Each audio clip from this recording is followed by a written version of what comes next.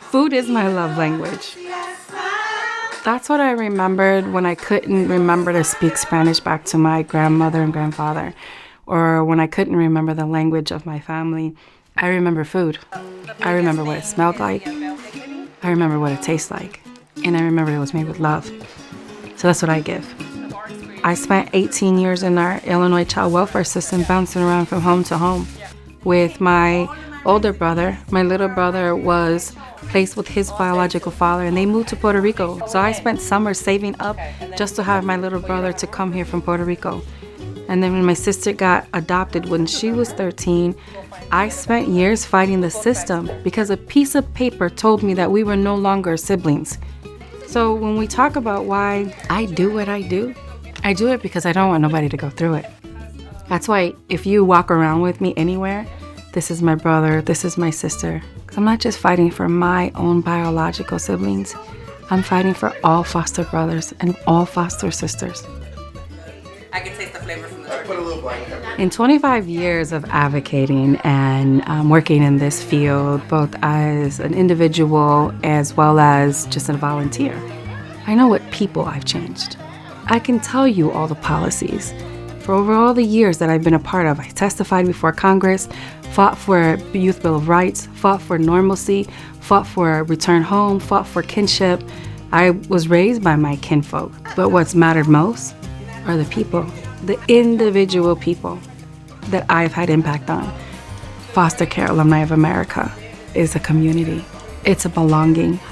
We think that we have a common thread of advocacy, but the reality is it is about a sense of community, a sense of family.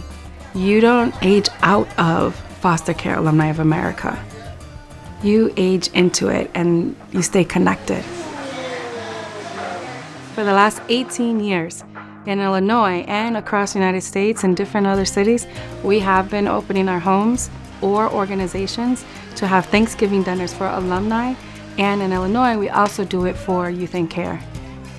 And having partners like DCFS and Lawrence Hall, having to see them not as the enemy or as someone who is wrong, but see them as a partner, as an ally, which is what FCAA is founded on, alumni and allies, collectively.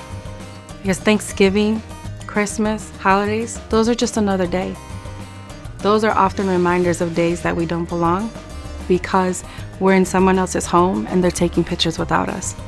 So for me, I want us to take pictures. I'm known as the Selfie Queen and Chief Hugger. Those are two titles that I absolutely love. When they talk about, what's your title? I prefer to say Chief Hugger because I'm giving love. And the food, I hope that every time that we cook, they're feeling a sense of home. We can't give them home. I can't give that to them, but I want to give them a good memory. I want to give them the arroz con gandules, the lechon, the greens, the mac and cheese, the cornbread, the ham. All of the food that we make, it's intentional. What I've learned in 25 years of advocating is that you can't do this work alone and that you have to do your own inner work. That's why through Foster Care Alumni of America, I brought my healing institutes, and that work really works with advocates, leaders, social workers, judges. We go around and we train people about the intersection of trauma and healing. Funding, RFPs, grants, they don't fund healing. They fund solutions or they fund programs. But when we get into the business of healing people at the root of the pain and the trauma that we cause, healing communities, we're gonna be better off for it. For my mother and for my father, it was different. They needed help. They needed the system to see them as people. And because they weren't seen as people, they didn't get the help they needed. And so I see them as people. What I wanted more than anything in the world from my mother and my father was to be grandparents. We have to learn and love people and meet them where they are.